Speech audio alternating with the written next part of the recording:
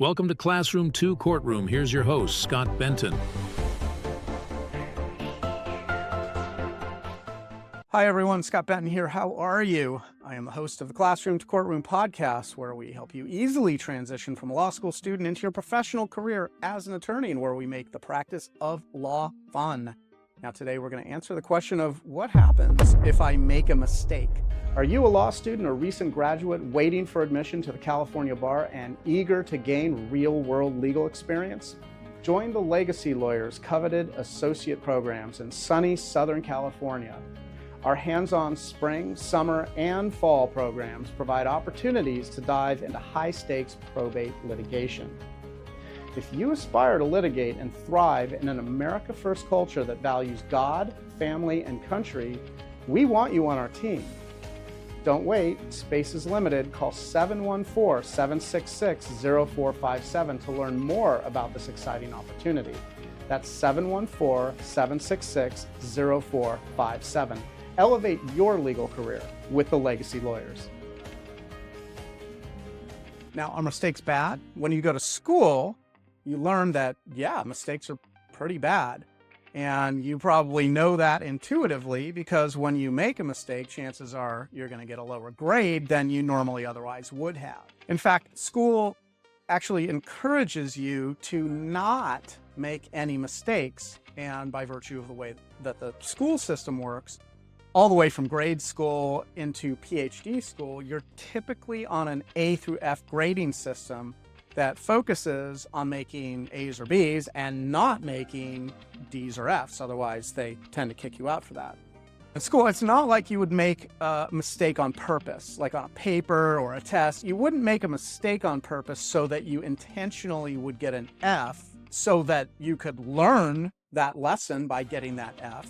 That's just not the game you're playing. In school, the game is to get the highest grade point average possible. And if you get the highest grade point average, then you win. If you get the lowest grade point average, you lose, according to the grading system. But one of the problems with that model is that in real life, or what we'll call life outside of school, mistakes get made all the time. Now, you don't hope to make any mistakes. You don't want to make any mistakes on purpose if you can help it. But at one point or another, mistakes, they're simply going to get made. It's just the nature of the world. It's a given. So the question that you might want to ask yourself is more along the lines of, how are you going to handle mistakes whenever they come along? Because at some point, those mistakes are going to come along. You've been in school for so long, especially if you're a law student. You've got 12 years of primary school, 4 years of undergraduate, maybe you got a master's degree, but then you have another, 3 years of law school. So you're talking 20 years of law school where you've been on this A to F system. So you're going to feel panicked if you make a mistake. That's just your vocabulary, having been in the school system for so long. So in real life, when you make a mistake, you need to develop that vocabulary, that response system, which is going to be different than everything you've ever done playing the game of school. First, you've got two ways to go when you recognize that you've made a mistake. You can hide it, and you can cover it up and hope no one sees it, or you can get the biggest Hollywood-style spotlight imaginable, and the kind that they have at the red carpet movie premieres, and you can shine that spotlight on that mistake, which is probably something that you would never do in school, since it would obviously lead to a lower grade. But you can do that here. You can pick to do that. You can hide it, or you can shine a spotlight on it. Now, second, as you'll probably hear over and over again, not from me, not from the Classroom to Courtroom podcast, but just out there in the world, that in order to become better at anything, you have to learn from your mistakes. So if you have a habit of hiding or covering up your mistakes, what happens is you lose out on that valuable opportunity to become better and better at whatever it is you're doing that you made the mistake in. So if you don't learn from that mistake, then what tends to happen is you repeat the same mistake over and over again until you finally get the lesson.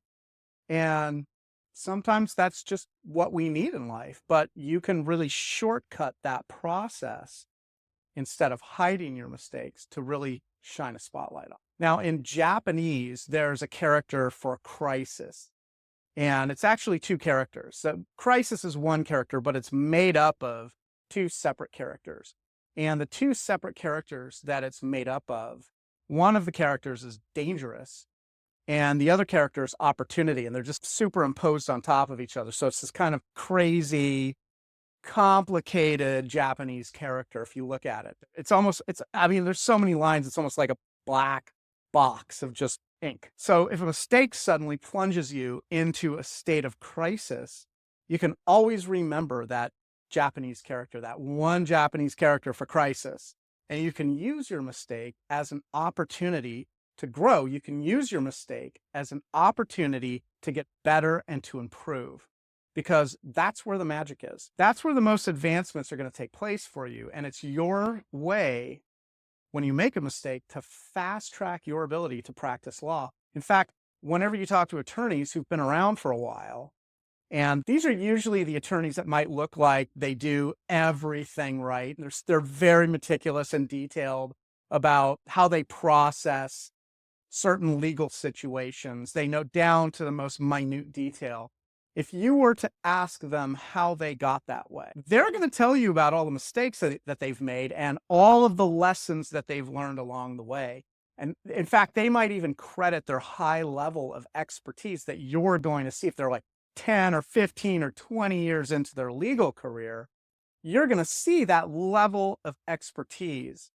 And they're going to tell you themselves they got there by making every mistake in the book. Now, some firms actually like to share their wins. They like to have staff meetings, get all the attorneys together, just everybody in the company together.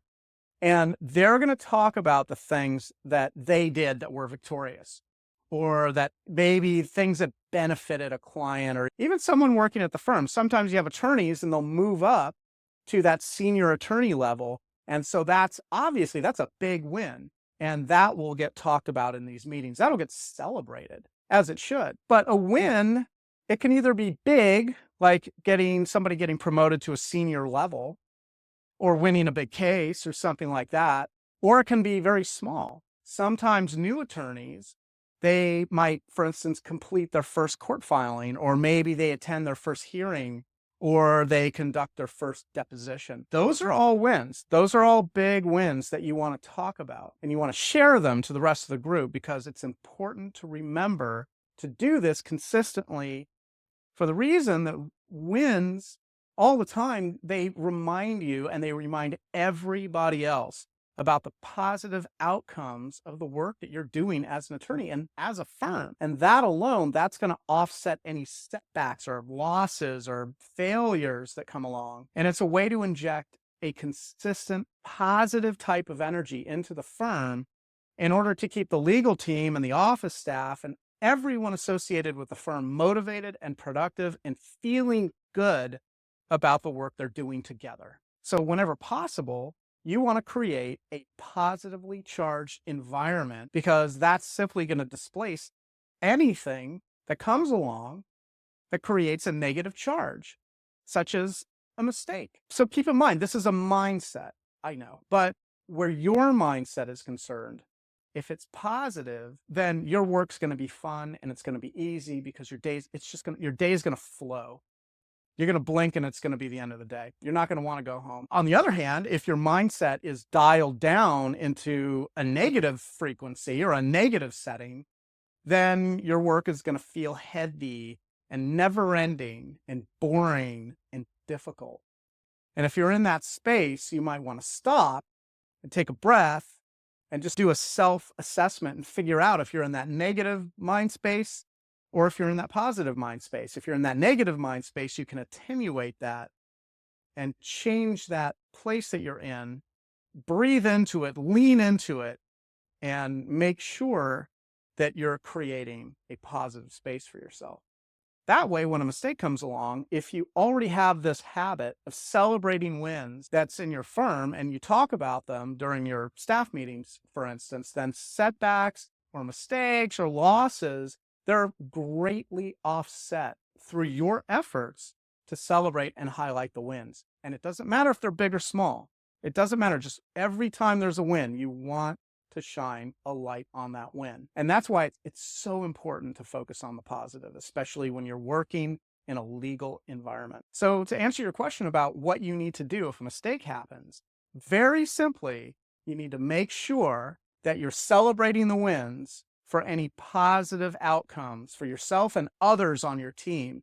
And that way, when a mistake is made, you want to make sure that you don't miss the opportunity to learn the valuable lessons that are inside of that mistake and that they teach you, but you've already offset any negativity by celebrating your wins when something more negatively charged comes along. So I hope that's helpful. I'm Scott Benton. I'm the host of the Classroom to Courtroom podcast. Thank you so much for listening to this episode and for tuning in. And I hope this has been valuable information for you. If it is valuable information for you and you'd like to receive an alert every time we put out a new podcast episode, you can go to our website. Our website is classroom2courtroom.com. That's classroom, the number 2, courtroom.com, and you can leave us your contact information, and that way you'll get an alert whenever we put out a new episode. The other thing you can do is share and subscribe. That will also help you stay on top of our newest episodes. And until next time, we hope you'll join us in making the world a better place, one client at a time. Thank you so much. Thanks for joining us on Classroom 2 Courtroom, the podcast designed to help launch your first-time legal career. If you have any feedback or ideas for episodes you'd like to hear, you can always find us at classroom2courtroom.com, where you can leave comments, ask questions, and even join our online community. And always remember, by becoming an excellent and confident practicing attorney, you actually make the world a better place. Now get out there and master the art of practicing law.